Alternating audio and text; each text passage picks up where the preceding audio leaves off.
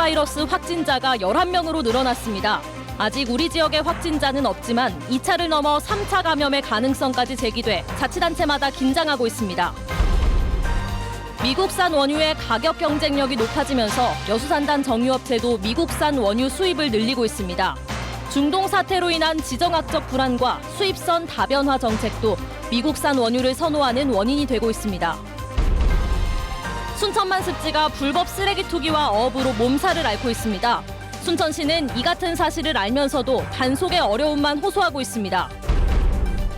CNN이 올해 한국의 가장 아름다운 사찰로 여수 향일암을 꼽았습니다. 향일암과 함께 순천 송광사와 서남사도 지목돼 눈길을 끌었습니다. 여러분 안녕하십니까? 오늘 뉴스는 여수산업단지의 주력 업종인 정유업계 상황 먼저 살펴본 뒤 계속해서 코로나 바이러스 관련 뉴스 전해드리겠습니다. 네, 휘발유 등 석유 제품의 가격은 외국에서 들여오는 원유값에 영향을 받을 수밖에 없는데요. 요즘 정유업체들이 가격 경쟁력을 높이기 위해서 상대적으로 저렴한 미국산 원유의 수입 비중을 높이고 있다고 합니다. 문형철 기자가 취재했습니다. 원유를 정제해 각종 석유 제품을 생산하는 여수산단의 정유회사입니다. 지난 2016년 이 업체가 수입한 원유 가운데 미국산이 차지한 비율은 0.9%. 하지만 지난해에는 17.5%를 기록했습니다. 반면 85%였던 중동산 원유 비중은 70%로 감소했습니다. 이렇게 미국산 원유 비중이 늘어난 가장 큰 이유는 상대적으로 저렴한 가격 때문. 채굴 기술 발전으로 미국 내 셰일 오일 생산이 급증하고 생산 단가도 하락하면서 중동산 원유와의 가격 차이가 크게 벌어진 겁니다. 운송비를 감안하더라도 가격 경쟁력까지 갖추게 되면서 미국산 원유의 도입량이 증대를 했고요. 앞으로도 수입선 다변화를 통해서 경제성 있는 원유를 도입하기 위한 노력을 여기에 중동의 지정학적 불안과 수입선 다변화 정책 등이 겹치면서 국내 다른 정유사들도 미국산 원유 수입을 확대하고 있습니다. 다만 미국산의 수입량을 무한정 늘리는 건 불가능합니다. 중동산과 미국산 원유의 특성이 기본적으로 다를 뿐 아니라 정유사들의 설비가 중동산 원유에 최적화돼 있기 때문입니다. 여기에 기존 거래 관계와 가격 변동 등도 중동산 원유를 주로 사용하는 요인으로 작용하고 있습니다. 미국산 원유의 어떤 수급 상황이라든지 그 중동 원유 수급 상황에 따라서 변동될 수 있을 가능성도 있습니다. 올 한 해 동안 계속 미국산 원유가 지난해처럼 증가할 것이라고 보기는 아직까지 변수가 많아서. 한편 신종 코로나 바이러스 확산과 관련해 국내 정유업계는 국가 간 교역과 항공 여객 수요 등이 줄어 석유 제품의 수요가 감소하지 않을지 상황을 예의주시하고 있습니다. MBC 뉴스 문형철입니다. 신종 코로나 바이러스 확진자가 5명이 늘어 국내 확진자가 총 11명이 됐습니다. 다행히 우리 지역에 확진자는 없지만 2차 감염에 이어 3차 감염의 가능성까지 나오고 있어서 당국이 촉각을 곤두세우고 있습니다. 우종훈 기자가 취재했습니다. 현재 광주와 전남의 능동 감시자는 2명씩 총 4명입니다. 이 중 2명은 확진자와 같은 비행기를 타고 우한시에서 입국했고 나머지 2명은 최근 우한시를 다녀온 적이 있거나 확진자와 같은 병원을 찾았던 것으로 확인됐습니다. 능동 감시자들에 대한 감시는 추가 증상이 나타나지 않는다면 다음 달 10일까지 모두 해제될 전망입니다. 광주와 전남에서 다행히 아직까지 확진자는 없지만 각 지자체는 지역사회 내 전파가 확인된 만큼 확진자들의 이동 경로와 지역민의 확진자 접촉 가능성에 촉각을 곤두세우고 있습니다. 사람 간 접촉자가 생긴 이 시점에서 더욱 지역 방역도 강화시키고 한편 신종 코로나 바이러스 확진자는 4명이 늘어 국내 감염자는 11명이 됐습니다. 어제 발표된 6번 환자는 3번 환자와 국내에서 식사를 하던 중 감염된 것으로 확인됐고 오늘 추가 발표된 감염자 중 6번 환자의 가족에서 양성 반응이 나와 3차 감염의 가능성도 나오고 있습니다. 아직까지는 우리나라는 지역사회 유행이 확산된 상황은 아니어서 감염병 위기경보는 현행의 경계 단계를 유지하지만 지역사회 감염 사례가 증가함에 따라 확산 방지 대책을 강화하기로 하였습니다. 이런 가운데 광주 시민단체들은 신종 코로나 확대와 함께 괴담과 중국인 혐오가 확산되는 상황이라며 시민들에게 자제를 촉구했습니다. 또 정부와 지자체에는 위험 우려에 놓인 사람들을 보호할 것도 함께 요구했습니다. MBC 뉴스 우종훈입니다. 신종 코로나 바이러스 감염증 확산을 막기 위해 전라남도가 검토했던 무안공항 입국자 전수조사가 사실상 어렵게 됐습니다. 전라남도는 지난 설 연휴를 전후해 중국을 출발해 무안공항으로 입국한 370여 명에 대해 전수조사를 실시하려 했지만 공항공사와 질병관리본부로부터 개인정보 보호 등을 이유로 명단 제공이 어렵다는 통보를 받았습니다.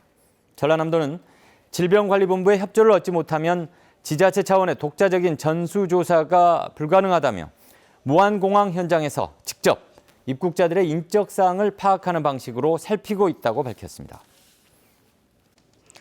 고흥만 간척지 인근의 인공습지가 관리부실로 몸살을 앓고 있다는 소식 어제 전해드렸는데요. 우리 지역의 또 다른 생태계 보고 순천만 습지도 마찬가지입니다. 불법 쓰레기 투기와 불법 어업이 끊이지 않고 있습니다. 조희원 기자가 취재했습니다. 순천만 습지 갈대밭 한 구석에 온갖 쓰레기들이 쌓여 있습니다. 자동차 시트나 스티로폼 상자, 철사와 비닐 포대들이 눈에 띕니다. 누군가 차로 실어온 뒤 버린 것으로 추정될 정도로 많은 양입니다. 먹다 남은 굴 껍질 같은 생활 쓰레기는 물론 재활용 폐기물 쓰레기장으로 가야 할 이런 빈병이나 플라스틱 캔들도 아무렇게나 버려져 있습니다. 한두 번 태웠던 것이 아닌 듯 겹겹이 쌓인 재의 색깔도 다양합니다.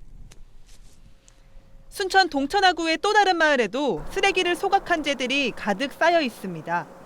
소각된 폐 플라스틱에서 나온 성면으로 추정되는 흰 물질들도 눈에 띕니다. 강가를 따라 조금 더 올라가니 낚시 금지 표지판도 아랑곳하지 않는 낚시꾼 67명도 볼 수 있습니다. 순천만 습지와 순천 동천하구 일대는 모두 습지 보호 지역으로 지정된 곳입니다. 39종의 멸종위기 야생생물을 비롯한 840여 종의 야생생물이 살고 있기 때문입니다.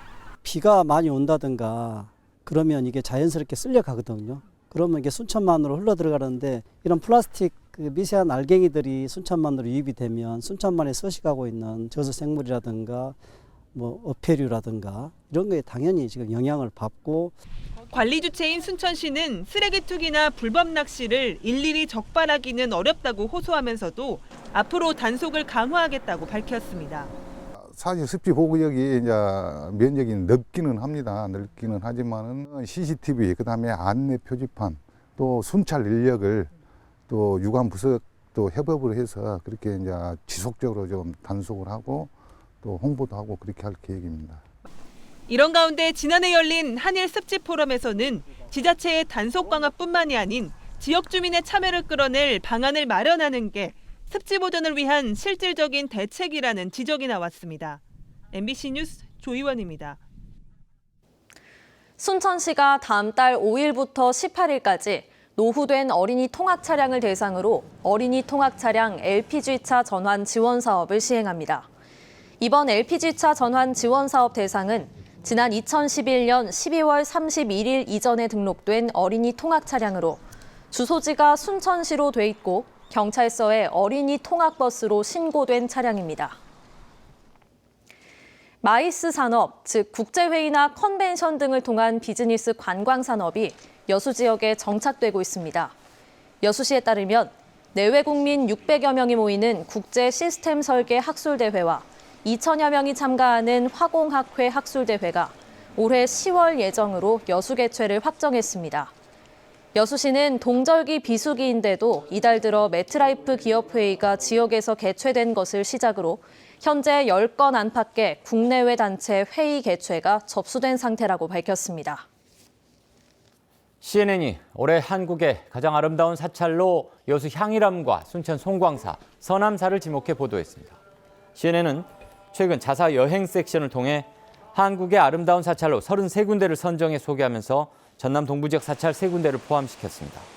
특히 여수 향일암에 대해서는 남해안 절경으로 꼽힌다는 설명과 함께 일출제에 대한 내용도 실려 눈길을 끌었습니다. 공공기관 내부에서는 물론 기관이 주최하는 각종 행사에서까지 일회용품을 사용할 수 없도록 하는 조례안이 발의됐습니다. 여수시의회 문갑태 의원 등 8명이 공동 발의한 공공기관 일회용품 사용 제한 조례에는 내부 업무와 행사 시 사용 금지 규정은 물론 일회용품 구입 예산을 편성하지 않도록 권고하는 조항도 포함됐습니다. 조례안은 다음 달 제198회 임시회에서 소관 상임위원회 심사와 본회의 의결을 거쳐 제정될 예정입니다. 계속해서 희망 2020 나눔 캠페인에 성금을 보내주신 분들입니다.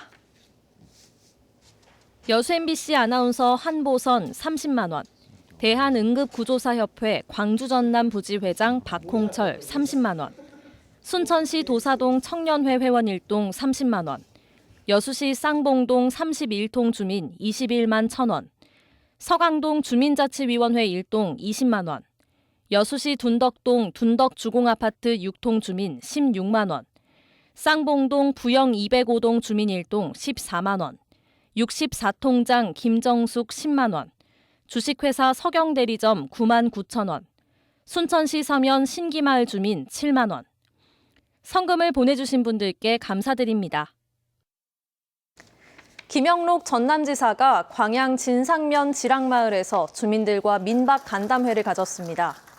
김 지사는 올해 처음으로 개최된 민박 간담회에서 전남이 공기, 산, 숲 등 청정 자원을 활용해 도민 모두가 체감할 수 있는 지역 발전을 실현시키겠다고 밝혔습니다. 김 지사는 지락마을 주민과의 대화에 이어 광양항 종사자들과도 만나 자동차 물동량 증대를 위한 인센티브 지원 확대 방안 등 폭넓은 논의를 이어갔습니다. 순천시는 영상 창작을 통해 시의 다양하고 생생한 소식을 전할 영상 크리에이터 10팀을 다음 달 14일까지 모집합니다. 선발된 영상 크리에이터는 오는 3월부터 12월까지 순천을 주제로 5편의 영상을 제작해 순천시 대표 SNS에 업로드하고 연간 150만 원의 제작 비용을 지원받게 됩니다.